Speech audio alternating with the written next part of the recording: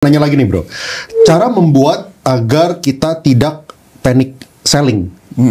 Mungkin maksudnya kayak gini kali, maksudnya kayak ini kalau misalnya gue ngomongin contoh yang baru kejadian ya, minggu lalu gitu. Kan hari Jumat, Sabtu, Minggu itu kan kita lagi ada di peak-peaknya demo dan juga ada banyak yang menunggangi gitu kan. Nah kalau misalnya banyak yang menunggangi, kan otomatis foto-fotonya tuh apa yang ada halte yang dibakar lah gitu-gitu kan. Itu kan jadi heboh banget sampai mengambil media attention yang di mana-mana. Bikin panik ya, bikin panik, fear gitu kan. Dan hari Seninnya itu kan sempat drop dulu tuh. Betul, drop ya kan? semua ya. Turun semua ke bawah. Walaupun abis itu rebound kan. Nah, gimana cara kita mengontrol ini? Apakah kita harus panik, kita harus cash out semua atau kayak gimana gitu? Oke, jadi kita harus tahu pergerak bursa kita gitu. Penggerak bursa kita bisa dua, yaitu sahamnya konglomerasi PAPP, saham konglomerasi lah kita sebutkan, sama saham banking. Biasanya saham-saham banking itu sebelum sesuatu terjadi yang jelek terjadi gitu ya kan, mereka udah cash out di luar. Mereka udah foreign flow-nya udah net sell banget terus-terusan. Nah, sebelum kejadian ini nggak ada. Jadi BBRI-nya masih diakum, semua masih diakum kecuali BBCA. BBCA-nya outflow. Nah, dari bank BUMN ini biasanya mereka serentak. Dalam artian foreign sell semua. Nah, mereka sell semua. Dan Senin ini terbukti ya langsung rebound-nya kencang. Gitu. Karena paniknya doang terjadi. Transaksinya tidak mengatakan sedemikian. Karena kalau seharusnya, biasanya ya kayak sebelumnya, yang pas BBRI di pucuk-pucuknya, itu keluar good news. Good news-nya adalah BBRI di buyback, laporan keuangannya all time high kayak gitu kan, naik peringkat, terus berbagai news bagusnya. Sayangnya foreign-nya net sell. Semua orang ngomongin BBRI, udah kasih target lah biasalah gitu kan. Malah terjadinya ya rungkat turun sampai sekarang kayak gitu. Jadi orang-orang mereka udah pada nyangkut. Kita butuh bad news untuk mereka jual ke asing lagi gitu ya, itu which is yang saya harapkan makan untuk rallykan bursa. Cuman itu kan Senin Selasa saya trading lumayan manfaatin flow-nya gitu kan, rebound-nya kencang enak. Nah, Rabu sama hari ini itu sebenarnya agak khawatir karena BBCA malah jualan asingnya lebih gede. Nah, makanya Rabu dan Kamis ini ya saya udah ngomong ke grup gitu ya kan gitu, jangan trade deh, gue bilang gitu. Saran gue jangan trade gitu ya kan. Kita udah jual pani, udah jual ini, udah kita kurangin posisi, jadi rampingin kayak gitu. Nah, jangan terlalu agresif lagi kayak gitu. Kalaupun kita cut, udah jangan revenge, jangan trade gitu.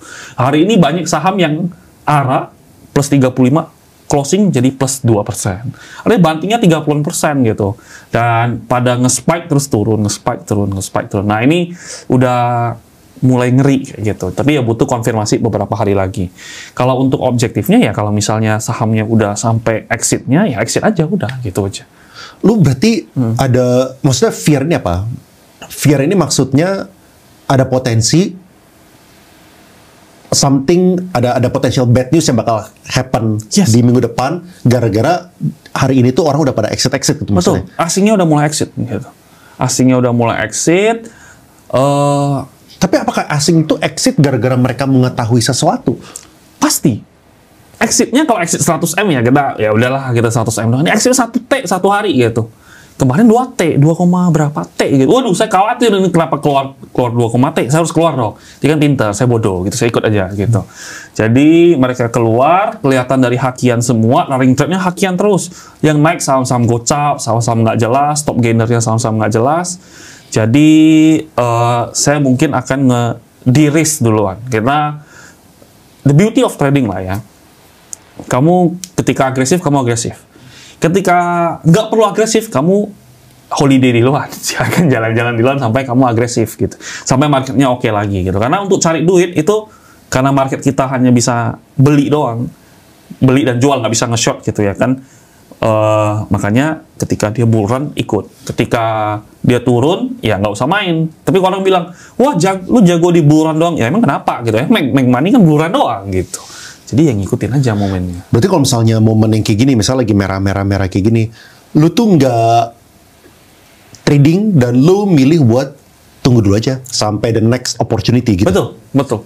Karena sangat sayang, pelajaran penting juga selama beberapa tahun ini yang saya lakukan adalah kapanpun kondisi marketnya saya trading.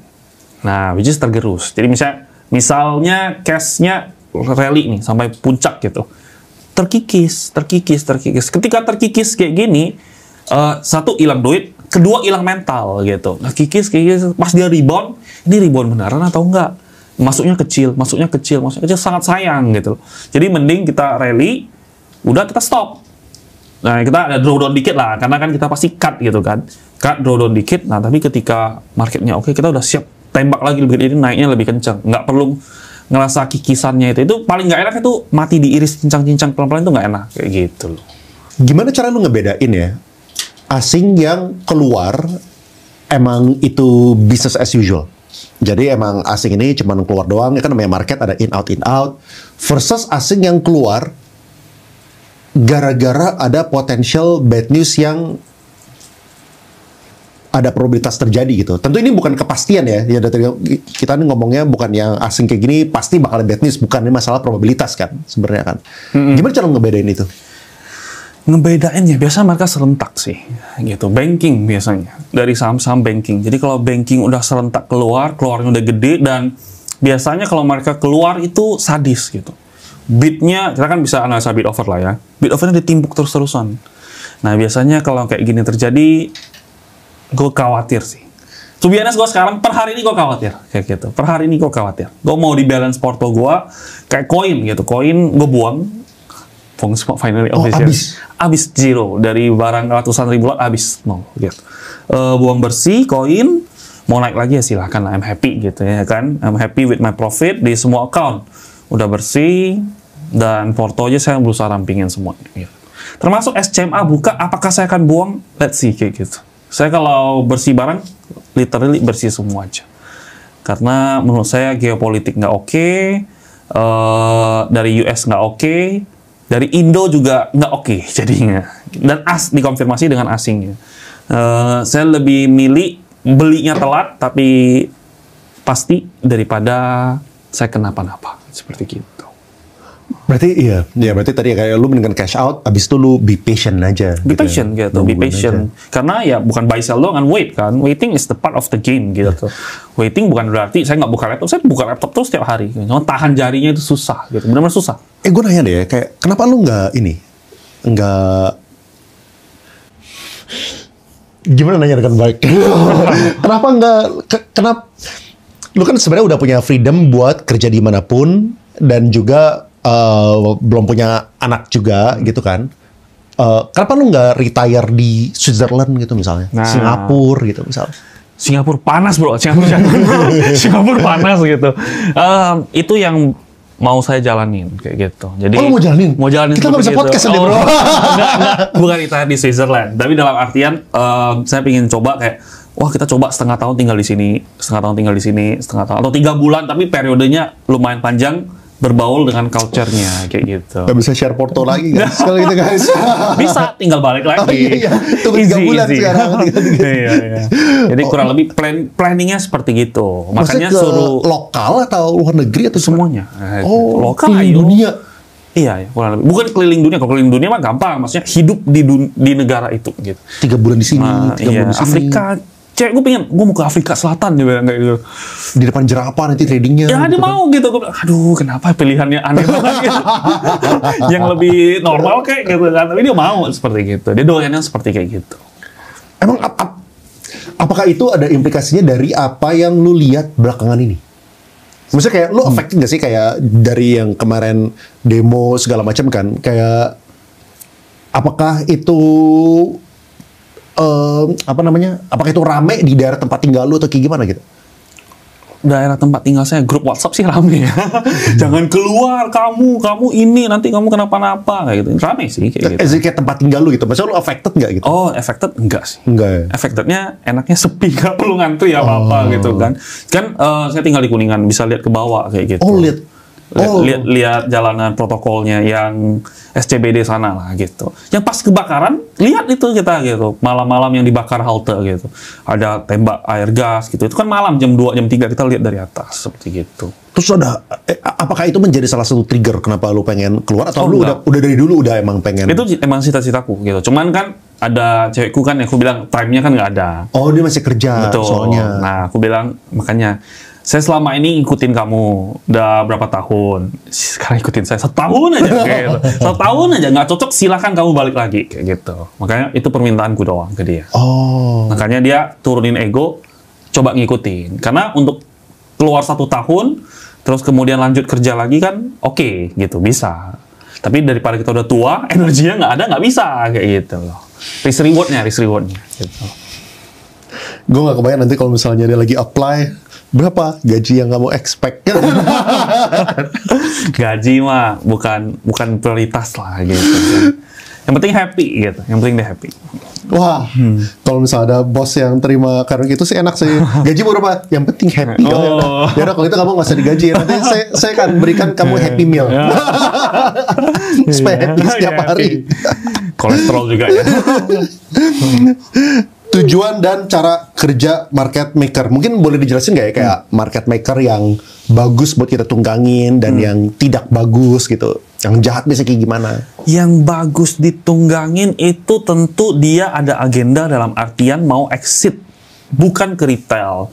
Karena kayak contoh DSSA gitu kan, paling gampang podcast, karena podcast ini atau podcast yang lain gitu, aku udah sebelum dia masuk MSCI saya bilang pasti potensinya DSSA gitu.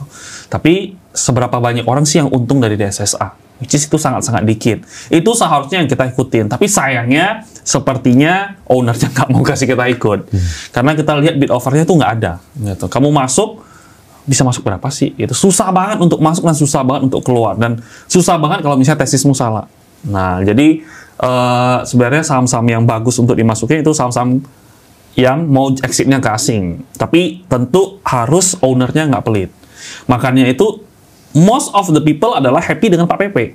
Semua orang bilang Pak PP adalah Papi Yogo gitu ya kan, Papi Yogo atau Papi Aguan juga masih ada. Ada nggak bilang Papi Sinarmas? Nggak ada gitu, karena nggak ada yang untung gitu, nggak ada yang dapat dari DSSA. Lihat SID-nya cuma 4 ribuan, cuma ada 4 ribuan holder gitu. Berbeda dengan brand segala macam. Menarik ya bro. Kayak tadi lu bilang misalnya nggak dikasih masuk. Tapi apa yang berbeda dari DSSA dengan brand dan dengan apa namanya cuan PTRO Pani gitu ya? Apa yang berbeda dengan itu? Soalnya kan kalau misalnya kita bilang nggak kasih untung, tapi kan ya emang sepi, kayak kadang-kadang satu tick itu satu lot, kadang-kadang di skip betul, juga. betul. Gitu. Iya, betul. Skipnya bukan satu papan, skipnya berapa papan bro? Gue lihat, gue mau masuk gimana gitu ya kan? Gue mau banget gitu. Udah pas masuk MSCI karena kepentingannya jelas. Nah, tapi kan kalau misalnya walaupun kecil pun masuk pun tetap bisa itu sebenarnya. Betul. Nah, apa yang lu lihat, apa yang membedakan gitu? Nah, karena dia ketika udah nggak early dulu ya gitu, udah rally lumayan tinggi gitu. Fundamentalnya juga ya per PBV, silakan lah fundamental kalian lihat gitu. Kalau penglihatan saya sih bukan yang murah, bukan yang bagus banget gitu. Yang saya takutin adalah nggak bisa exit. What if kalau nggak masuk MSCI? What if kalau salah? Nggak bisa saya jual, mampus dong. Masa saya jadi holder gitu? Itu yang saya khawatirkan. Ya udah, saya anggap emitennya nggak welcome kita, ngapain kita datang ke rumah orang yang kita nggak welcome? Ya udah cari aja yang lain. Toh ada opsi lain. Toh ada opsi lain. Toh ada MSCI next bulan November. Toh tahun depan masih ada MSCI. Toh nanti akan ada agenda-agenda lagi. Jadi selalu pelajarin polanya aja gitu. Ya. Tolong tunjukin cara screening saham dari lihat pergerakan broker, lalu gimana analisanya? Mungkin menurutku nggak etis ya untuk kita buka semua di sini ya, karena kan kalau dulu ngomongnya ya suka-suka gitu ya kan, karena nggak ada tanggung jawab gitu. Tapi sekarang karena udah ada grup, udah ada orang yang apresiasi saya, jadi saya apresiasi balik dengan tidak membuka semuanya. Cuman prinsip besarnya saya akan coba kasih tahu kayak gitu. Boleh. Nah, kalau untuk cara screening kan, Prinsipnya aja kali ya. Oke. Kalau cara screening yang paling gampang adalah mungkin kamu lihat yang retail nggak suka dan nggak banyak diomongin orang. Gitu, kayak contoh buka SMA juga itu nggak banyak yang ngomongin pas waktu itu. Sekarang udah mulai ada yang ngomongin dan mulai banyak keluar foto-foto, wah IPO video, IPO Superbank kayak gitu, itu udah nggak oke. Tapi kurang lebih narasinya bisa ditebak gitu. Kayak contoh saham-sahamnya Pak Bakri juga ketika 50-an bangkit juga sedemikian. Wah ini Bakri jelek segala macam gitu. Tapi sekarang mana ada orang Bakri jelek gitu. Orang happy main saham-saham Pak Bakri gitu.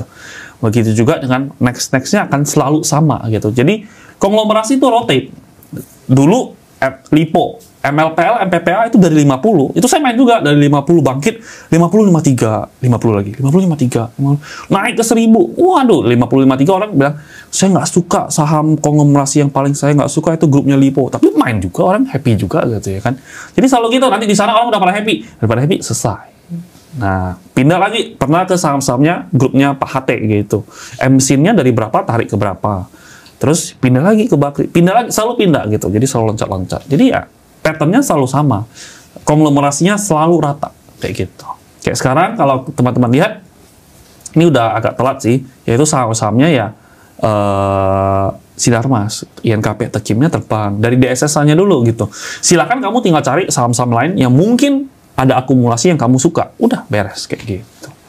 Yang nggak banyak orang ngomongin di luar. Mungkin kita nextnya ini kali bro, kita mau bahas mengenai studi kasus saham-saham yang ada di portfolio. Gitu. Oke, Kita ngomongin koin lah ya. Kita lihat aja. Boleh lihat nggak? Kayak koin itu lu totalnya cuannya berapa di bulan Agustus? Agustus ya. Kalau nggak salah tadi gue lihat itu salah satu yang paling lumayan tuh kayak gitu. Coba ya. Oh, ini nggak banyak di sini yang banyak. Nah, Agustus. Oke, Agustus Agustus di sini 1,2 dari koin. Yang banyak juga, ini 78 dikit. Kalau dari YB ya, YB nggak bisa diklik emitennya deh, coba. Nggak bisa diklik satu emiten doang. Tapi ya banyak sih gitu. Banyak koin, banyak. Ini koin berapa ratus bulan Juli. Nih yang bisa lihat, saya mungkin shock dari nama ya. Oh, Agustus koin. Nah, banyak sekali. Nih, koin banyak banget itu. Berapa lembar tuh? Nih. Dari sini sampai ke sini tuh. Silakan hitung sendiri. Bisa ditotalin. Tapi kira-kira 2M lah, let's say gitu. Iya. Nah, ini kan dia kan baru keluar dari suspend kan? Dia kan kena suspend kalau nggak salah. Betul. Kena suspend. Dan dia yang itu kan yang kemarin kita ngomongin tuh yang 45%. Betul 45% pada Fear kan? Pada Fear. Wah, udah distribusi segala macam. Kita ngomongin podcast. Wah, hajar banyak banget, saya hajar CP. Ya berbagai account lah, jangan semua sebut sekuritasnya, tapi saya hajarin terus, tampungin sideways, diem gitu 1.500, 1.600 makanin terus. Itu nggak ada yang ngomongin. Tiba-tiba podcast arah naik lagi gitu ya kan, baru arah 2 kali suspend gitu, baru buka Senin turun terus naik lagi. Iya. Gitu. Nah terus kayak waktu kena suspend lu ini nggak sih, lu lagi di posisi yang punya banyak waktu di suspend? Sebelum di suspend aku punya total 120 ribuan lot. Yang di XL sama YB? Semua. Oke. Semua XL YB nggak gitu banyak gitu, karena kan amount-nya jadi amount-nya aku harus fokus gitu. Jadi fokusnya waktu itu CP gitu. Cuman XL YB aku masukin juga gitu. 120 ribu lot. Nah, arah kedua aku jual 50 ribu lot. Jadi sisa 70 ribu lot gitu. Kenapa aku jual? Karena sebenarnya udah 2 kali arah, terus udah ada gebukan-gebukan. Terus saya nganggap, seharusnya besoknya ini UMA. Ternyata tidak UMA, langsung disuspend kayak gitu loh. Ya udah, mau gimana lagi? Suspend, baru itu kaget sih gitu, tiba-tiba suspend, swag lah gitu. Market lagi rally, dia suspend. Terus waktu buka kan setelah demo kan? Waktu buka setelah demo kan? Dia juga, aduh suspend lagi bisa nggak sih? Dia buka Senin gitu loh. Dia buka Senin kan? Senin, benar Senin. Pas setelah gitu. Kan? Saya minggunya tuh garuk-garuk gitu, jangan lah, bisa nggak? Jangan buka dulu, next lah gitu. Ya sudah lah, kita terima saja. Seperti itu. Buka kan langsung minus 10 gitu, baru naik lagi. Terus sekarang udah cuci bersih kan? 70 ribunya juga gue buang semua gitu. Itu atas thought prosesnya apa? Thought proses, kalau misalnya thought proses beli kan lu udah pernah jelasin kan di podcast sebelumnya gitu kan. Nah, thought proses lu abisinnya gara-gara nyesel tuh orang nggak nontonnya. Iya. Oke. Thought proses jualnya adalah ternyata yang buang itu MG. Yang buang waktu open suspend buat MG. Itu MG. Ya 50-an M gue setahu gue. Betul. 70 M. Yang makan lagi MG. Makan lagi MG, besoknya dia makan lagi, total dia makan 100 M. Nah, aku ngerasa ini orang kayaknya agak gila nih makan 100 M, dan bukan seharusnya ya, karena ada ilmunya lah, main FCA gitu ada ilmunya. IEP, IEV sama cara kita cek barangnya itu bisa. Nah, saya cek barangnya ini udah dimainin semua gitu. Dan bukan market makernya yang involve. Jadi MG-nya saya anggap ini retail. Dan retailnya itu berusaha jual-jualan terus-terusan kemarin. Nah, jadi saya jual, hari ini saya bersihin semua. Gitu. Tapi kan dia punya 100, kan lotnya banyak. Stuck dong. Betul. Ya ngapain sih nyangkut sama dia gitu kan? Nggak mau retail nyangkut. Dia berusaha naikin supaya banyak yang FOMO, banyak yang beli. Betul. Tapi nggak berhasil. Jadinya. Dan untuk retail masuk 100M di saham FCA ini agak gila kayak gitu. Ini terlalu gila menurutku, di luar kewajaran kayak gitu. Jadi karena di luar kewajaran, dia bukan follow lagi gitu. Bayangin dia masuk 100M. Market makernya balik badan aja. Buang 200M, 300M, mati dia gitu. Ngapain saya ikut dia mati? Saya nggak mau mati gitu ya kan. Kalau market makernya beli, MG-nya jualan, saya ikut. Kayak gitu, saya ikut beli.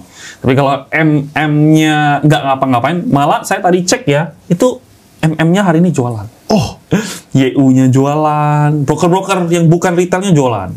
Di harga berapa nih? Harga kayaknya sekarang. juga jualan. Nah, kan keren. Nah, kalau kita bilang, wah, waktu itu kan 1.500, nggak ada yang mau beli, kita beli. Ini kalau kita bilang kita jual, turun kan keren. Ini sekarang koin harga berapa ya kita lihat ya. Koin itu sekarang tadi 23.50 ya. Nah, sorry. Nah, betul nih, 2640 kayak gitu. Nah, kalau kita lihat, nah tadi kan ada pertanyaan juga, wah brokernya segala macam gimana sih cara analisa. Nah, kita lihat nih YU, HP, CC gitu ya kan, sama apa nih?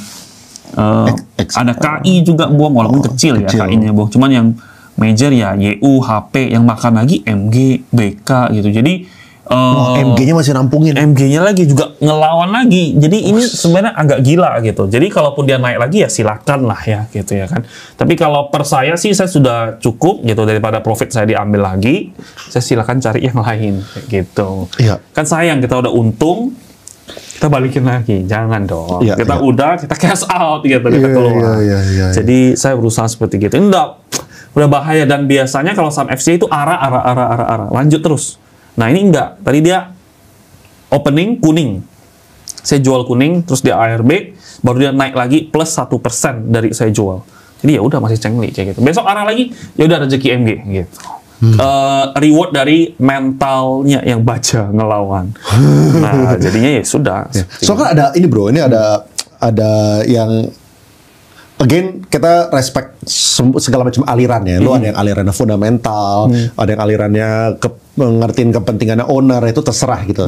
Ada yang alirannya itu fundamental dan either fundamental atau berharap gara-gara mungkin masuk gede dan sekarang stuck. Gue nggak tahu yang mana. Ini dia nanya kayak gini. Koin gimana kok? Apakah tahun ini nggak bisa masuk MSCI? Ya bisa atau nggak masuk MSCI gitu intinya. Kalau stuck sih enggak lah, ini kan harganya all time high gitu. Tapi kalau misalnya dia dari 100 ke 2.600 ini dia ada stuck, aneh sih gitu maksudnya. Lu sial banget bro, dari 100 ke 2.600 lu kena nyangkut di mana gitu. Kalau apakah dia akan masuk MSCI atau enggak, saya nggak tahu. Oh gitu. Tapi dia akan berusaha. Pak PP siapa yang tahu? Dia tiba-tiba bisa gagal masuk MSCI. Nggak ada yang tahu. Pak PP aja kaget. Pagi-pagi disuratin gagal masuk. Sakit kali jantung dia. Saya juga nggak tahu gitu. Even Pak PP aja. Even Pak PP aja kaget gitu. Gagal berkali-kali. Iya, bisa bete kali di hari itu. Nah, tapi kalau konteks ini ya saya nggak tahu. Cuma dari price actionnya, saya nganggap rewardnya ya sudah nggak begitu worth it. Cuma lu ngomong kayak gitu, yang gue pengen tekenin ya ke teman-teman.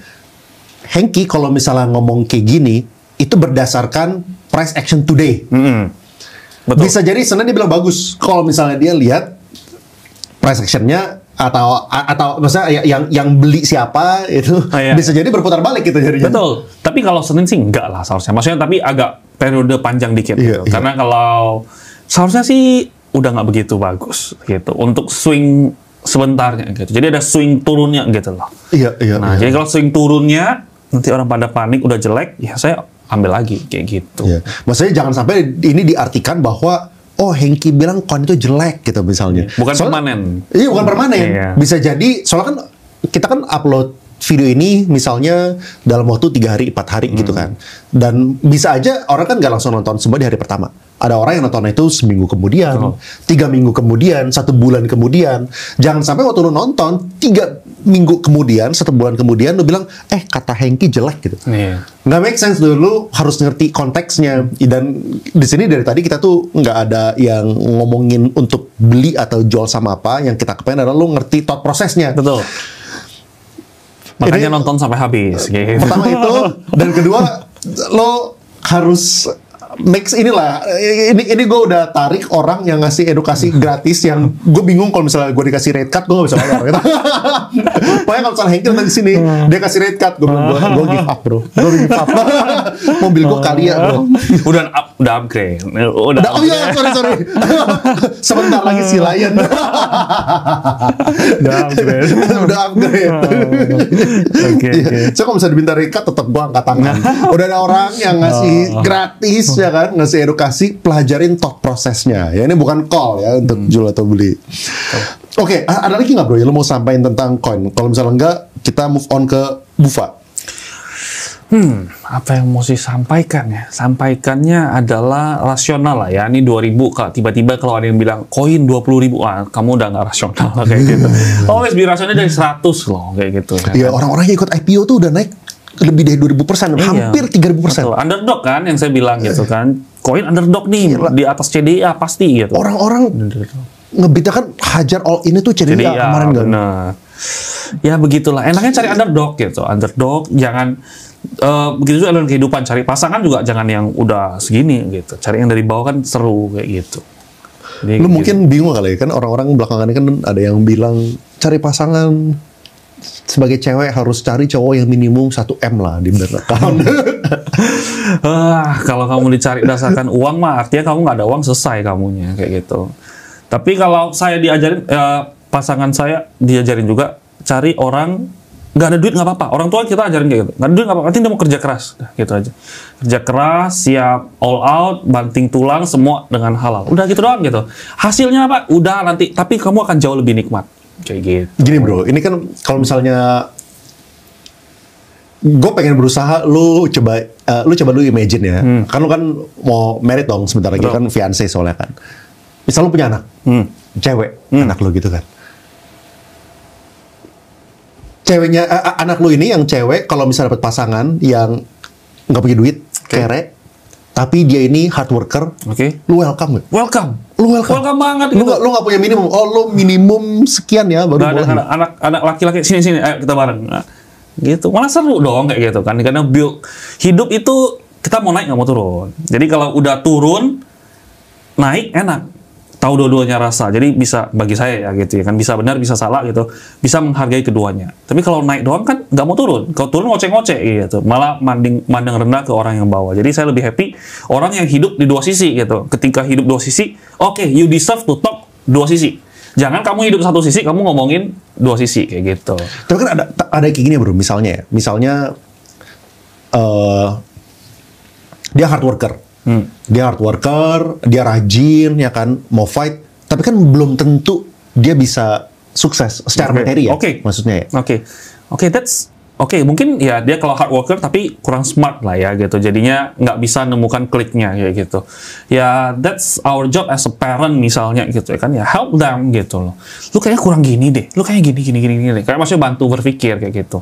Jadi ya seru lah kayak gitu. Jadi kayak gitu. Kalau duit doang, sayang hidup kayak pakai duit doang gitu ya kan, sangat kasihan karena banyak hal itu tidak bisa beli pakai duit. Loyalty itu nggak bisa dibeli pakai duit gitu. Kayak kamu ngomong berapa banyak sih yang DM cewek gitu kan, dia kok kenalan dong gini. Oh banyak yang DM lu kayak gitu. Banyak yang DM gitu. Luar biasa. Banyak yang DM. Cuman ya kita loyalty-nya mahal kayak gitu. Jadi kalau orang bilang, mungkin duit saya nggak lebih dari banyak orang lah. Duit saya masih biasa aja gitu kan. Cuman kalau... Pas-pasan lah hidupnya. Makanya kita hidup tuh pas-pasan kata Hengki kalau misalnya nggak banyak ya. Ya pas-pasan beli Ferrari, pas-pasan beli Lambo, pas-pasan naik helikopter, pas-pasan 3 bulan ke Jepang. Cukup. Nah, pas ya kan. Tapi kalau saya selalu tanya balik ke orang, kalau kalian di saya, belum pasti kalian bisa melakukan apa yang saya lakukan gitu. Tapi jadi amount of money-nya oke lah kamu menang, tapi kalau in term of experience sama mental saya berani ngadu kayak gitu loh. Karena prinsip saya juga saya boleh kalah ganteng, boleh kalah uang, semua boleh kalah, tapi mentalku bijinya harus kuat kalau aku sebutnya gitu. Titanium balls. Gitu. Titanium balls gitu. Mau apa? Ayo sini, mau hajar, ayo lawan gitu, berani gitu. Asalkan rasional kitanya. Gitu. Percaya sih dari 10M balik ke 0. Gitu. Bisa fight back naik sih. Percaya bro, percaya. Bufa bro, oke Bufa. Oke. Thought prosesnya, boleh ini ya? Gue agak lupa. Lu thought proses beli Bufa kemarin apa ya? Bufa tuh lu Juli udah ada Bufa. 80-an lah. Gitu. Lalu tuh beli berapa sih? Sebelum Juli gitu. Sebelum Juli gue udah main gitu. Bufa di 80-an. Itu Bufa kenapa? Transaksinya bagus. Ada broker-broker aneh yang kumpulin terus-terusan. Retailnya buang. Terus kita tahu. Pada nggak tahu sih waktu itu gitu kan. Pada Happy Hapsor kan taunya raja. Ratu. Nah, dia raja tiba-tiba keluar ratu. Artinya apa? Artinya ada kepentingan dong gitu. Maksudnya nggak kucuk-kucuk saat lapangan parkir segini tiba-tiba buka lapangan parkir sebelahnya. Nggak mungkin gitu. Pasti mau buka ekosistem lainnya gitu. Nah, sama halnya dengan kayak gini. Apalagi sih sahamnya Pak Happy Hapsoro, raja, ratu, Mina, Bufa kayak gitu. Mina, Bufanya rencananya mau isu, ada RUPS dan segala macam. Ya udah saya nebak aja gitu. Transaksinya bagus, nebak mungkin potensi narasinya apa. Ya udah price in, oke, kita masuk kayak gitu. Ya. Simple itu doang kayak gitu. Boleh lihat nggak lu Bufa di bulan Agustus? Saya main di sini nggak ya? Saya nggak tahu deh saya main di sini atau enggak. Saya mainnya di CP karena waktu itu kan belum ada ini. Oh, Ini malah saya trading kecil-kecil doang. Coba tapi lihat ada nggak ya? Kita lihat. Bufa ada nggak ya? Kecil dong, cuma 9 juta. Berapa nih? 100. 100 Bukan 9 juta bro. Oh, sorry. Nggak sekecil itu lah. 97 juta. Terus kalau misalnya di YB, apakah ada ya? Coba kita lihat ya. Di bulan Agustus nggak ada. Juli, Bufa juga. Oh, Bufa juga ada. Dikit nih 100-an. Jadi total 200. Oke. Sekarang lu udah bersih atau masih pegang? Bersih sebersih-bersihnya. Saya lagi slimin Porto gitu. Terus mau tanya Ko Hengki, tahu saatnya TP itu gimana ya? Apakah selalu ada target persentase tertentu? Saya nggak pernah ada target persentase. Saya targetnya adalah... Contoh kan misalnya kayak Bufa gitu, kayak lu jual lagi gimana, teknis jual lagi gimana? Oke. Kenapa saya jual? Satu, karena saya takut sama market overall. Terus kedua, transaksinya udah mulai kurang enak. Misal, Bufa. Kenapa Bufa naik lebih kencang daripada Mina? Karena Mina itu selalu ada broker-broker Pak Happy Hapsoro jualan. Broker-brokernya apa? MU, ES, sama TS. Nah, itu jualan terus-terusan. Makanya Mina nggak naik-naik. Bufa, dari sebelumnya dia nggak pernah jualan. Yang jualan cuma ZP. Nah, ZP-nya siapa? Saya nggak tahu. Tapi mungkin saya nebaknya adalah orang yang nyangkut lama. ZP-nya jualan terus-terusan, tapi MU-nya beli terus-terusan. Nah, makanya rally. Sekarang, MU-nya sudah mulai tidak beli. Sudah mulai ada broker-brokernya MU, ES, TS, udah mulai jualan dikit-dikit.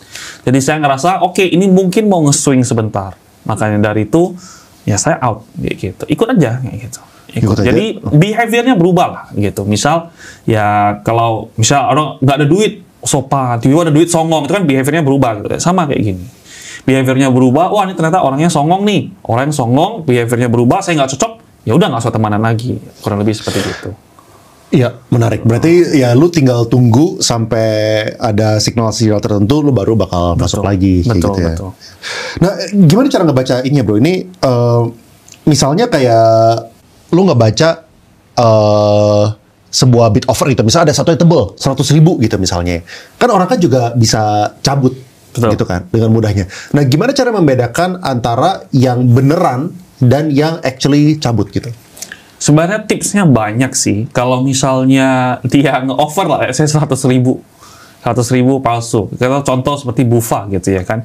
Ketika di harga 80-an itu 100.000 ada dia pasang. Saya coba aja makan.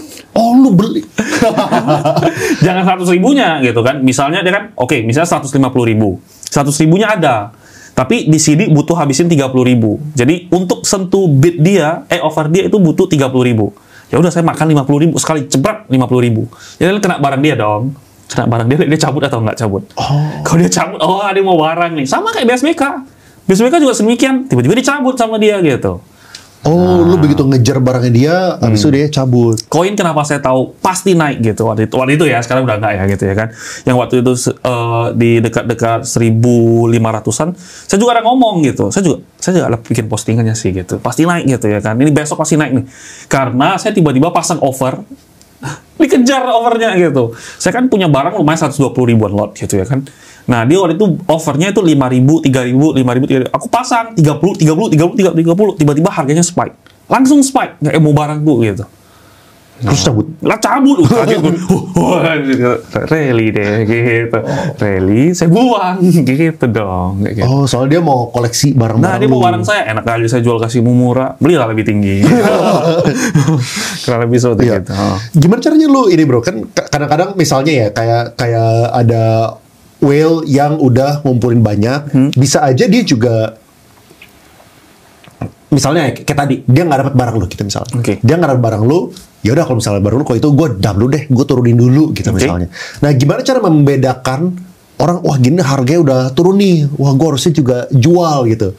Lawan kayak orang yang oh ini dia jual cuman buat ngasih fear sedikit, tapi dia pasti bakal buyback lagi nih gitu. Gimana cara bedainnya? Seharusnya biasanya kalau case yang benar adalah dia tidak cheap kayak gitu. Dalam artian kalau dia buang, dia mau turunin orang gitu ya kan. Dia buang ya, itu pasti ada yang beli dong. Yang beli siapa? Ya kalau dia buang saya, yang beli retail lebih parah lagi gitu. Mending sama saya gitu. Kalau saya sebagai MM saya mikirnya seperti itu karena saya kasih daripada kasih